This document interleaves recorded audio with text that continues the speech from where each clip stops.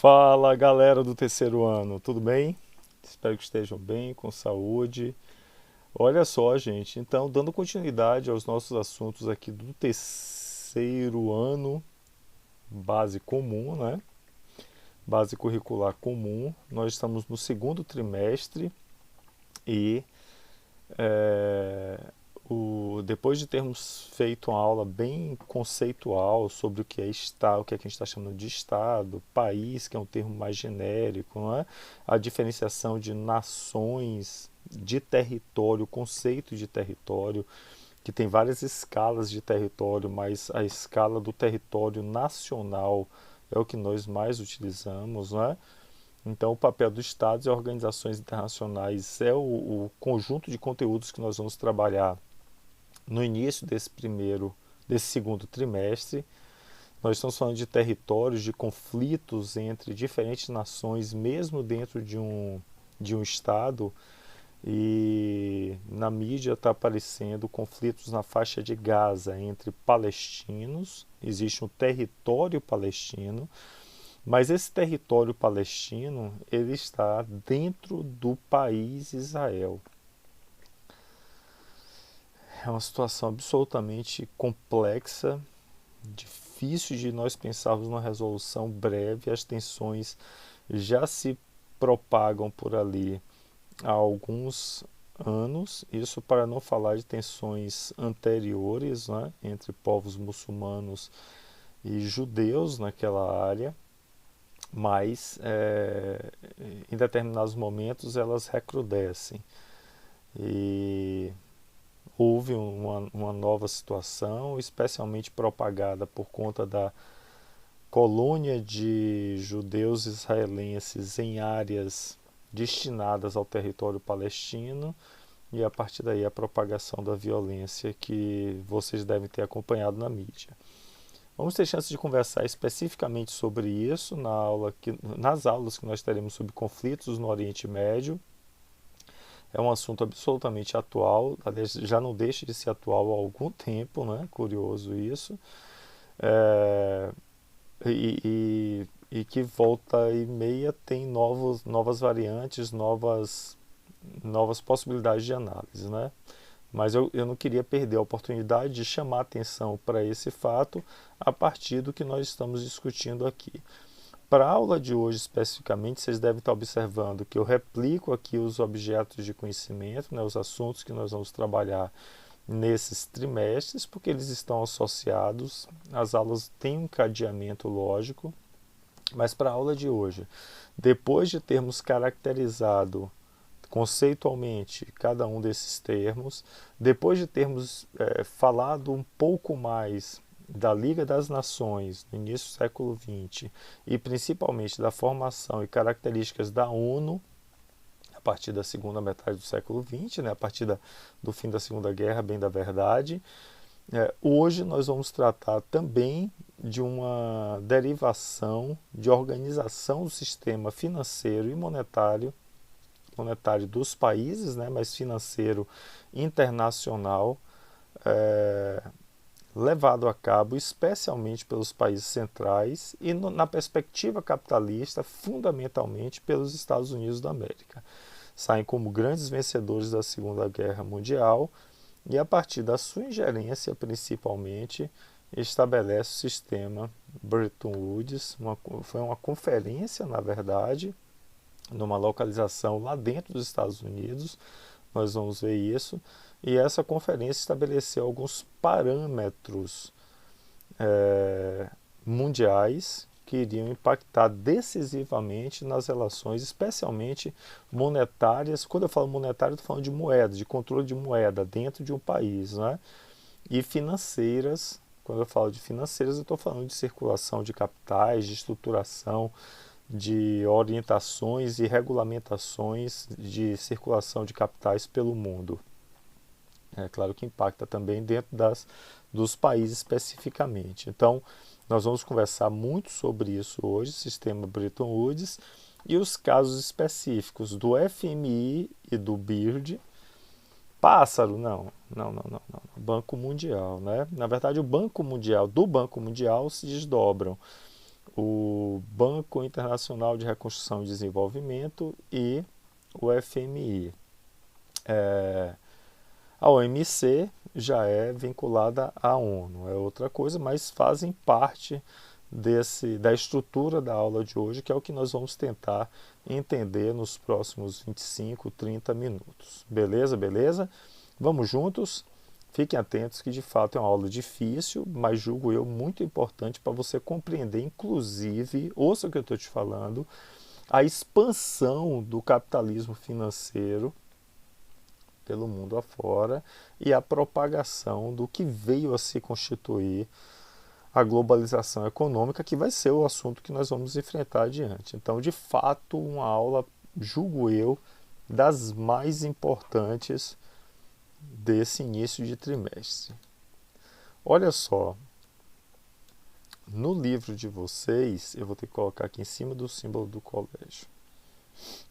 No livro de vocês, o livro texto 3, no capítulo 26, especificamente nessas páginas 566 a 576, ou seja, são apenas 10 páginas, você tem informações muito preciosas sobre Bretton Woods, FMI, Banco Mundial, né, o BIRD, e a OMC. Eu recomendo que vocês leiam hoje essas 10 páginas aqui. Para aprofundamento, também valem os capítulos 28 e 29, que são capítulos que nós já estamos trabalhando desde algum tempo e continuaremos a trabalhar. Sempre que for possível, eu vou recomendar páginas específicas. E para facilitar o teu estudo, você que tem esse bom material em casa, esse livro que nós trabalhamos é um livro bem interessante, não é? Tanto na organização dos conteúdos, no trato dos conteúdos, como também na apresentação de exercícios, de questões de vestibular, né, que você pode treinar, é uma prática bem interessante. Sempre que for possível, vou indicar as páginas específicas para você olhar. Beleza, beleza? Olha só, então, você pode encontrar essas 3 formas: conferência, acordo ou sistema de Bretton Woods, né? Acontece quando, professor? Nos Estados Unidos. Já é uma indicação, né? Já é uma sinalização muito forte da ascensão desse país como potência mundial. Professor, mas os Estados Unidos já era bem forte ali na primeira metade do século XX, a Revolução Industrial, a segunda Revolução já tinha acontecido, já era um país poderoso, é verdade. Mas a transição das esferas do poder da Europa para os Estados Unidos, migrando de um lado para o outro do Atlântico, no ponto de vista do capitalismo, a gente pode dizer com segurança que aconteceu ao longo da primeira metade do século XX, especialmente com a conjuntura das 2 guerras mundiais, né? E do entre guerras, claro. A Segunda Guerra, especialmente, acontece na Europa. Materialmente, a Europa sai esfacelada, isso sem contar os impactos demográficos, econômicos e tudo mais. E os Estados Unidos, que participaram da guerra, diferente inclusive da Rússia, né, que também participou, né, se transformou em União Soviética e fundamental para a derrota dos nazistas. Também era grupo dos aliados, mas a Rússia está naquele contexto da vivência europeia, ainda que mais afastada e materialmente sem tanto impacto, exceto pela quantidade de russos que morreram em combate, não é? Muito grande. Os Estados Unidos estavam do outro lado do Atlântico, mandaram apoio, mandaram tropas, exército, mas o seu território sai praticamente incólume, não é? Teve impacto lá em Pearl Harbor, uma ilha, uma base no Pacífico e tal, mas no território continental você não teve nenhum impacto direto da guerra, né?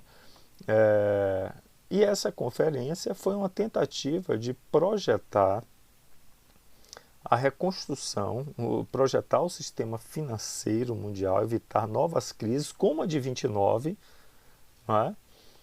Integrando os sistemas financeiros internacionais e, principalmente, já nesse momento, projetar estruturas para a reconstrução da Europa. Então, o dólar americano passa a ser uma referência monetária internacional especialmente a partir do fim da conversibilidade ao ouro em 71. Então, em 44 havia uma conversibilidade do dólar para o ouro. A partir de 71 já não é mais obrigatória essa conversibilidade. E o dólar, desde então, desde o final da Segunda Guerra Mundial, inclusive por conta de empréstimos, né? Japão emprestando dinheiro, dólar norte-americano para a reconstrução, a Europa pegando dinheiro emprestado para a reconstrução, os Estados Unidos passam a ter uma interferência não só geopolítica, não só ideológica, mas também financeira internacional. E essa conferência, acordo ou sistema de Bretton Woods, foi referencial nesse sentido. Não é?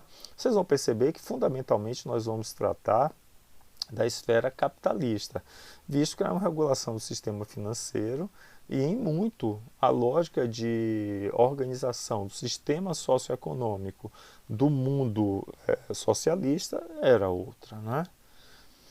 Então, olha só, decorrente da conferência de Bretton Woods, FMI, Fundo Monetário Internacional, garantia da estabilidade financeira e expansão e desenvolvimento do comércio mundial. É bem importante isso daqui, não é? O Fundo Monetário, o nome está dizendo, trabalha com dinheiro, empresta recursos para socorrer países em dívida. Tanto assim, não no início, mas no decorrer da segunda metade do século XX, o FMI passa a ser um órgão responsável pela supervisão da dívida externa e empréstimo para países só. Você já deve ter ouvido falar muito. O Brasil cresceu economicamente, mas com forte endividamento a partir da década de 60, 70. Isso de fato aconteceu. O Brasil teve um crescimento econômico, produziu infraestrutura, mas com forte endividamento externo. E, dentre outros, foi ao FMI que o país recorreu, não é? Para fins monetários, né? Financeiros e monetários especificamente. Diferente do Banco Mundial. Então vamos deixar uma coisa bem clara aqui. Inicialmente a ideia era que o Banco Mundial teria esse braço, o FMI e o BIRD. Hoje, se você pegar na mídia, se confunde Banco Mundial com BIRD. BIRD é Banco Internacional para Reconstrução e Desenvolvimento, beleza? Então, nos dias de hoje, você pode usar praticamente como sinônimo. Se você ouvir falar a referência Banco Mundial, ele está falando do BIRD. Não é? Qual é a diferença fundamental do BIRD para o FMI?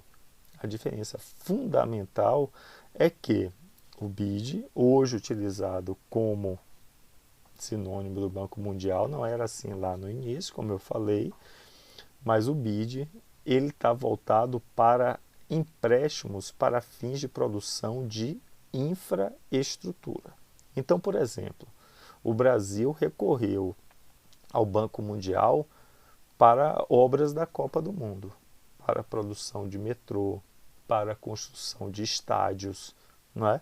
Aí eu não estou pegando empréstimo para pagar dívida, empréstimo para resolver o problema dos gastos públicos, não é isso. O FMI trabalha com essa função monetária, emprestar dinheiro para socorrer a dívidas, não é? Ou para pagar juros de dívidas, por exemplo, ao passo que o BIRD trabalha com investimento para infraestrutura. É claro que também é endividamento, não é?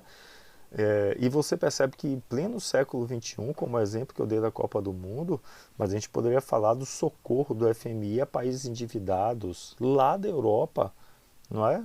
A crise dos PIGs, os países especialmente PIGs parece que é porcos, né? E tem um pouco esse sentido pejorativo, mas foram os países que não conseguiram atender às metas fiscais. Há uma crítica muito grande desses organismos supranacionais que eles impõem regras fiscais muito duras aos países e aí, se você não consegue, você tem que criar dívida sobre dívida e cria uma forte dependência desses organismos supranacionais. Beleza?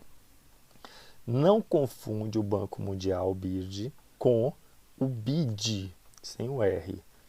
O BID é o Banco Interamericano de Desenvolvimento, muito ligado à Organização dos Estados Americanos. Os países das Américas, exceto Cuba, né? Por motivos óbvios, Cuba é um país socialista. Ainda que as funções sejam parecidas, o BID sem o R atende à América, especialmente a América Latina, países que recorrem mais fortemente, mas ambos propõem ou têm no frigir dos ovos como resultado o endividamento desses países pobres ou em desenvolvimento a esses organismos supranacionais. Só que o organismo supranacional não é assim, não é do nada. Ele está vinculado e ele é mantido por capitais dos seus sócios. E quem são os principais investidores? Quem é que mais coloca dinheiro nesses países? Os países centrais. Então, no final das contas, apesar de serem organismos supranacionais, isso vale para o FMI, vale para o Banco Mundial e vale para o BID também, você, no final das contas, cria um vínculo de endividamento dos países que recorrem a essas instâncias com os países financiadores. Beleza? Bem importante isso que eu estou falando. Deixa eu fazer uma última menção aqui. O Banco Mundial, quando surge lá no desdobramento do sistema Bretton Woods, ele surge coadunado com o Plano Marshall. Você lembra do Plano Marshall? O Plano de Reconstrução da Europa. Então, o Banco Mundial era uma agência de financiamento para a reconstrução. Aí eu estou falando mesmo de infraestrutura dos países europeus. Tá bem? Vamos seguir. O que eu vou falar aqui agora não está vinculado à conferência ao sistema Bretton Woods, mas tem a ver com o sistema de circulação de capitais e mercadorias pelo mundo. Especificamente, eu estou falando da Organização Mundial do Comércio. Ela está ligada à ONU. Lembra que a ONU foi criada aqui também em 1945, né? Nós vimos na aula passada, nesse mesmo período, no pós-Segunda Guerra Mundial. A ideia da OMC, que é uma agência da ONU, é a ideia de você regular o comércio internacional, evitar distorções e, dentre outras coisas, uma palavrinha que já apareceu em prova, evitar o dumping econômico. Quando eu falo de dumping, você lembra de quê? Lembra de nada, né? Lembra assim. Dumping não lembra doping no esporte? O que é o doping no esporte? Você sabe? São aqueles atletas que consomem algum produto inadequado para aumentar o seu desempenho e aí eles concorrem de forma desigual. O doping econômico é mais ou menos a mesma coisa. São aqueles países que, por condições inadequadas, concorrem de forma diferenciada no comércio mundial. Um bom exemplo de um país que foi acusado de doping econômico foi a China, né? Década de 90, uma expansão gigantesca a partir das zonas econômicas especiais. A China foi acusada de usar em larga escala mão de obra similar à escravidão, e isso fazia com que ela conseguisse produzir no valor muito mais baixo e concorrer de forma desigual no comércio internacional. A OMC, que é bem falada hoje, né? A gente ouve muito esse termo na mídia mundial, ela na verdade passa a existir no final do século XX. Antes dela, tendo a mesma função, o que existia era o GATT, Acordo Geral de Tarifas e Comércio. Você vê que surge em 47, logo após a criação da ONU. O GATT permanece de 47 a 95 e a partir de 95 se transforma em OMC. Eu vou fazer menção aqui a algo que eu já comentei antes, mas me parece importante. Um dos encontros, há encontros regulares da OMC, dos países da OMC, e um que merece destaque, dentre outros, foi a chamada Rodada de Doha, né, em 2001. Pois bem, no Oriente Médio, né, esse encontro de países houve uma forte tensão. Preste atenção nisso que eu vou falar, que isso já rodou em prova e pode voltar a aparecer. Essa tensão aconteceu entre os países periféricos, vendedores de commodities, países menos industrializados, vendedores de commodities agrícolas e minerais. E os países centrais, industrializados, mas compradores dos commodities. O que são commodities? Você lembra?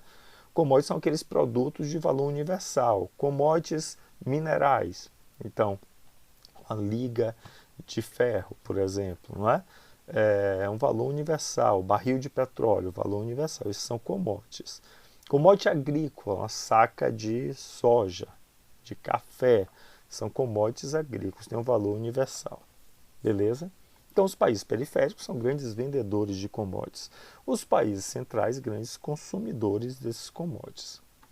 Os commodities têm um valor no comércio internacional menor do que os produtos industrializados. Por quê? Os produtos industrializados têm grande valor agregado, têm tecnologia agregada, não é? Então valem mais. Os commodities têm um menor valor por volume, mas na circulação do comércio mundial, eles são bem na frente, não é? Porque o volume de commodities é grande, apesar do valor ser menor. Dada essa explicação, voltemos aqui à rodada de Doha. Essa rodada de Doha, em 2001, teve uma forte articulação sul-sul. O que é isso? Os países do sul, vendedores de commodities, se articularam e pressionaram a OMC para que a OMC regulasse o que os países do norte estavam fazendo. O que é que os países do norte estavam fazendo? Os países do norte, compradores de commodities, estavam sobretaxando os commodities dos países do sul, fazendo com que esses produtos do sul chegassem mais caros lá, para proteger o produtor interno. Então, em pleno processo de globalização, de circulação, um discurso de ampla circulação de produtos, os países centrais fazem o seguinte: olha, falo o que eu digo, mas não faço o que eu faço. Eu digo para você reduzir tarifas alfandegárias, mas eu estou taxando os teus commodities para proteger, por exemplo, o meu produtor agrícola aqui. E os países do sul reclamaram disso e essa rodada de Doha ficou famosa por conta dessa argumentação que os países do sul estavam sobretaxando e subsidiando a produção interna e dessa forma evitando a lógica de um livre comércio mundial. E a OMC foi o palco dessa discussão, especialmente na rodada de Doha, mas não unicamente. Teve a rodada de Montevidéu também, mas a rodada de Doha é emblemática nessa articulação. Não é? Além desses aqui, relembro, FMI e Banco Mundial, muito diretamente vinculados ao sistema de Bretton Woods. Fora do Bretton Woods, mas nesse mesmo período, nós destacamos o GATT, que se transformou em OMC, e nós podemos falar de outros organismos, como a Conferência das Nações Unidas sobre Comércio e Desenvolvimento, ou bem conhecido, isso aqui está no livro de vocês, ou bem conhecidos de vocês, a OPEP, todo mundo já ouviu falar, Organização dos Países Exportadores de Petróleo, principalmente países do mundo árabe. Então a OPEP tem uma função econômica, mas geopolítica também. É o principal commodity mundial, é o petróleo, beleza? Sem dúvida, principal commodity mundial. E você tem uma organização de países que controla a venda e, por conseguinte, o valor deles, né? A gente poderia pensar também, do ponto de vista da circulação de capitais, de mercadorias, especialmente, nos blocos econômicos, que vai ser um assunto que nós vamos enfrentar adiante, não é? Blocos como União Europeia, como NAFTA, como a PEC e aqui entre nós o Mercosul. Mas sobre isso nós vamos falar adiante. Vamos ver alguns slides aqui, caminhando em direção ao final da nossa aula. Então, quais são os 10 maiores cotistas? Ratificando aquilo que eu tinha falado anteriormente. 10 maiores cotistas do Fundo Monetário Internacional. O principal deles quem é? Estados Unidos. Aí olha só, Japão, Alemanha, Reino Unido, França, Itália. Esses são os principais cotistas. Aí depois entra a Arábia Saudita, China, Canadá, Rússia. Brasilzão está aqui em 17º, né? Tem um pulo, Rússia, Portugal, é um cotista menor. Os 10 primeiros possuem mais de 50% da capacidade dos votos, porque os votos estão vinculados, isso aí eu estou falando do Fundo Monetário Internacional. Os votos estão vinculados às cotas que você possui a partir do recurso que você investe nesse Fundo Monetário Internacional. Então isso daqui diz respeito a um ordenamento, meio que um ordenamento hierárquico dentro do sistema econômico global. E, por conseguinte, nesse caso específico, dentro do próprio FMI.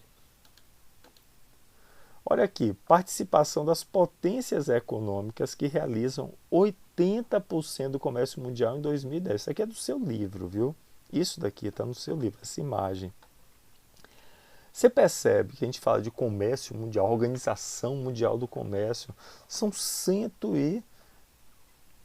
quase 190, pouco mais de 190 países, 189 vinculados à ONU, 109, quase menos, um pouco menos que 200 países no mundo, não é?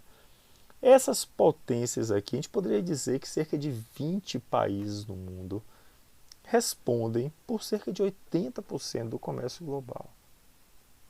Então percebe que você tem ali 10% dos países do mundo, o Brasilzão está no meio, mas 10% dos países respondendo por essa troca. Inclusive é importante que se diga isso para relativizar essa ideia da globalização. Vamos falar muito disso adiante, como algo homogêneo que atinge a todos. É claro que não.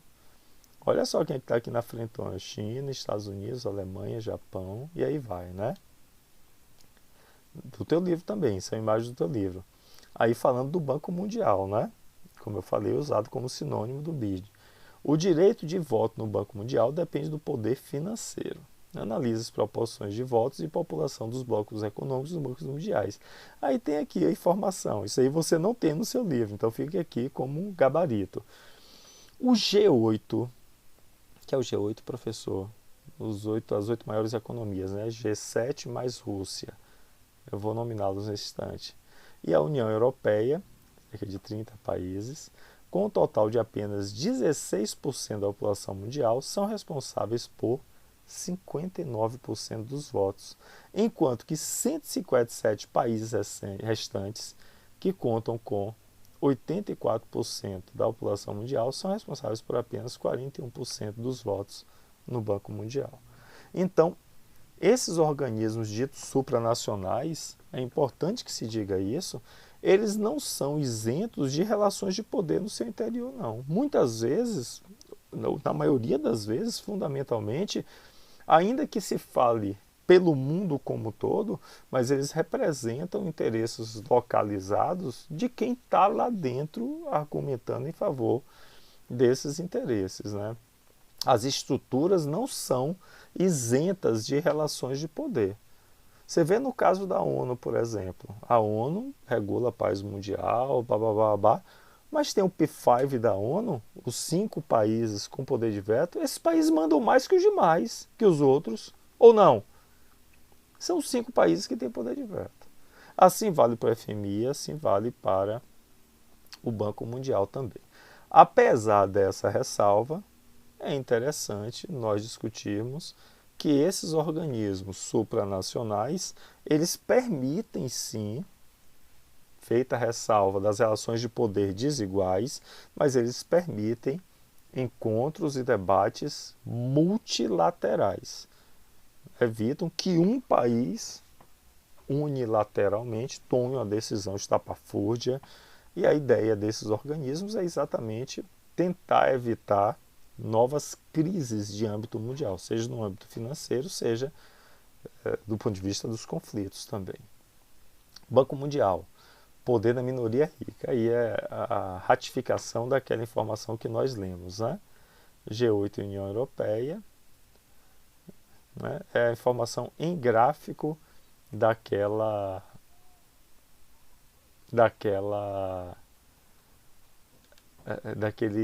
texto. Olha aqui, comércio de mercadorias. Interessante verificar aqui uma queda na Europa no século XXI a partir da ascensão da Ásia. Epa, que ascensão da Ásia é essa? Nós sabemos, né? Olha a ascensão contínua da Ásia, especialmente, aqui você já tem Japão, milagre japonês, tigres asiáticos. Epa, olha a China, olha as zonas econômicas cresceu, estabilizou alto e depois, século XX, China nos BRICS, olha o crescimento. Sensacional, não é?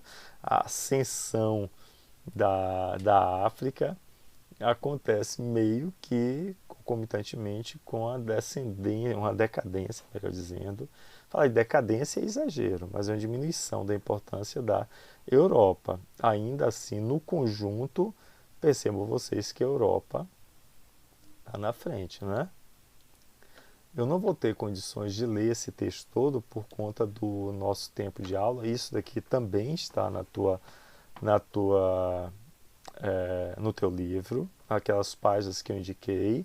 Você não vai ter esse gabarito, mas tem aqui nos slides, então pode recorrer aqui quando você for estudar, tá bem? Exportações intra-regionais dentro da região e extra-regionais de mercadorias entre as regiões da OMC, de 90 a 2011, 2 décadas, bem interessante, não é? Então aqui você tem de azul extra-regionais, para além dessa região mundial, não é?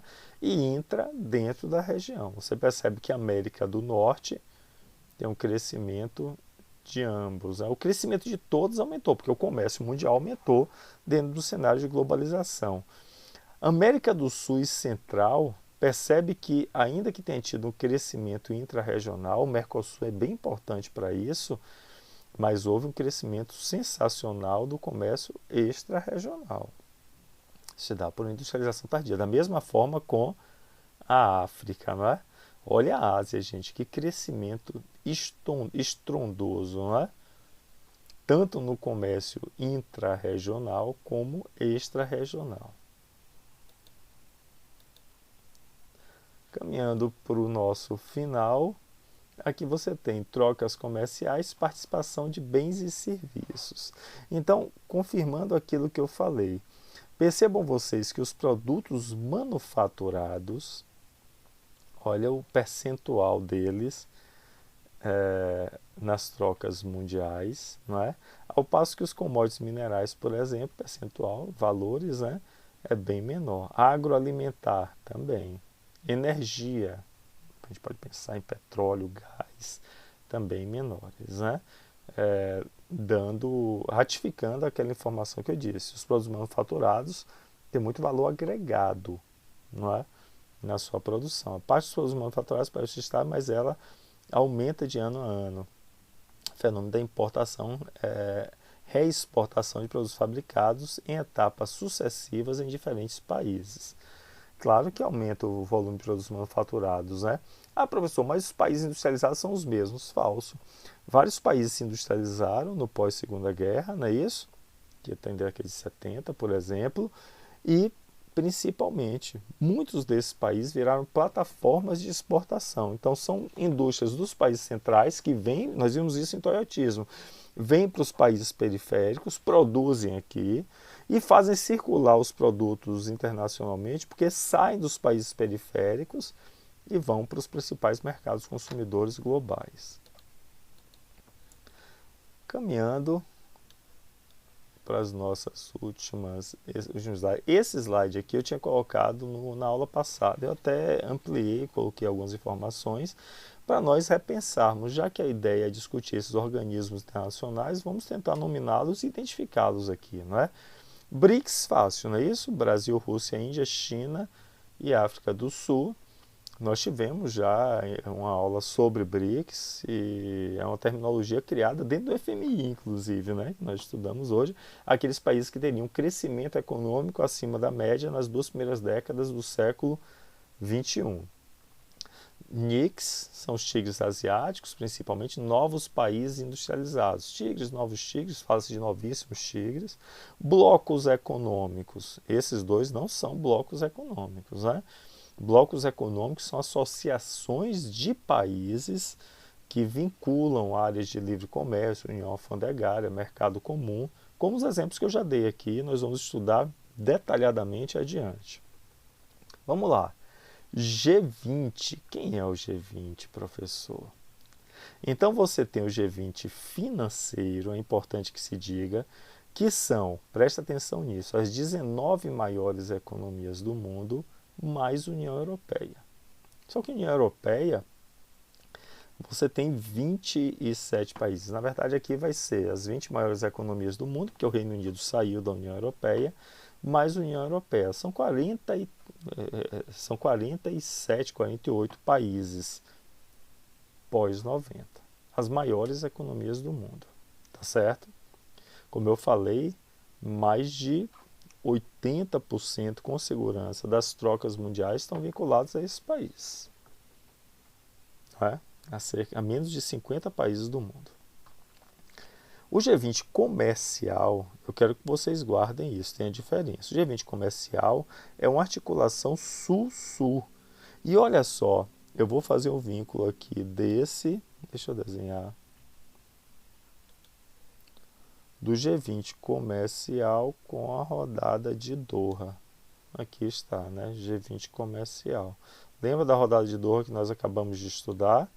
Pois bem, foi essa articulação sul-sul, especialmente no tocante à discussão sobre subsídios e sobre tarifação que os países centrais, maiores consumidores de commodities, estavam impetrando aos produtos dos países do sul.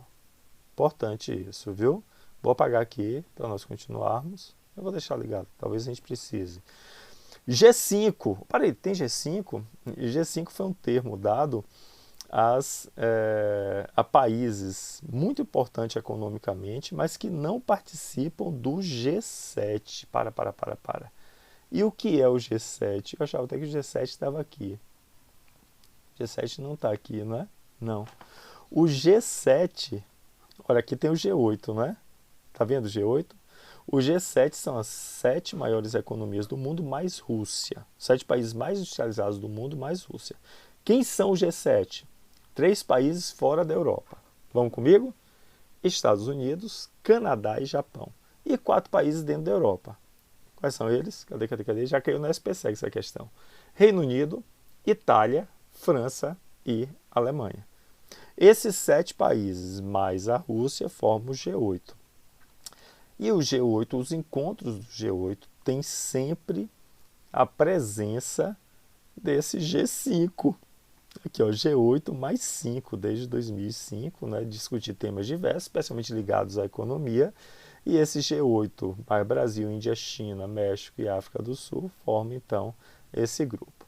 P5 eu já falei, os países que têm poder de veto. G4 é um termo novo que tem sido utilizado dentro da ONU para os países que contestam essa formação do Conselho de Segurança, né? Lideranças regionais como Brasil, Alemanha, Índia e Japão, que não fazem parte do P5 e pedem pela sua alteração. Aqui é um acordo de desarmamento nuclear, P5 mais um, que é o Irã, mais o Irã, Alemanha e Irã, esse mais um aqui é a Alemanha. As COPs nós já estudamos, não é? É um acordo ambiental. Eu estou falando aqui de organismos ou grupos de países que representam interesses para além do país, né? E ações da MINUSTAH em missões de paz no exterior, notadamente na África. Destaque ao caso da MINUSTAH no Haiti, que o Brasil teve liderança. Sobre isso aqui isso daqui vai ser o assunto da nossa próxima aula. Deixa eu finalizar aqui só mostrando alguns slides. Quem são esses daqui? G7, não é? Olha aqui, Canadá, França, Alemanha, Itália, Japão, Reino Unido e Estados Unidos. Aqui ele mostra a União Europeia também, mas os G7 são esses daqui de cima. Os 7 países mais industrializados do mundo. Vamos, Adriano. Quem são esses daqui? O que é que você acha? Dê um título para ele. Bote aí, garoto. Pode botar G20, né? Financeiro. Países do Norte são as 20 maiores economias. Percebe que a União Europeia aparece como conjunto, e aqui está até errado, né? Porque o Reino Unido, que já saiu, aparece como União Europeia. Beleza? G20 financeiro, tá aqui o gabarito. E o último slide, o que é que você acha? Quem são esses daqui? Parei, só do Sul? Então deve ser o G20 comercial. É isso mesmo. Galera, bacana, adorei a aula bem importante. continuamos discutindo essas temáticas. Na próxima aula a gente vai ter uma discussão muito bacana, olhando para o interior da África, especialmente, para entender a dinâmica desse continente e a participação desses organismos na organização ou desorganização do continente. Grande abraço!